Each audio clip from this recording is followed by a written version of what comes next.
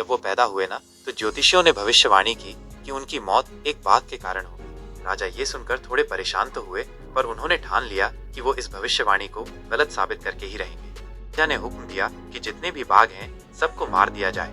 उन्होंने खुद 99 बाघों का शिकार किया, एक एक करके 99 बाघों को मार गिराया। अब बचा था सिर्फ एक बाघ, 100वां बाघ। राजा ने सोचा, बस एक और बाघ और फिर मैं हमेशा के लिए सुरक्षित।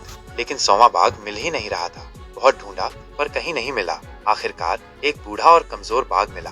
राजा ने उस पर गोली चलाई पर निशाना चूक गया। बाघ तो बच गया, पर सैनिकों ने उसे मार डाला।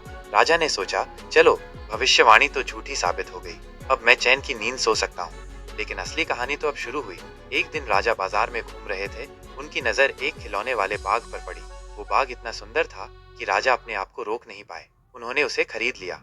घर ले जाकर वो उस खिलौने से खेलने लगे। खेलते खेलते उनके हाथ में एक कांटा चुभ गया। कांटा तो छोटा सा था, पर उसमें जहर था। जहर पूरे शरीर में फैल गया और राजा बीमार पड़ गए।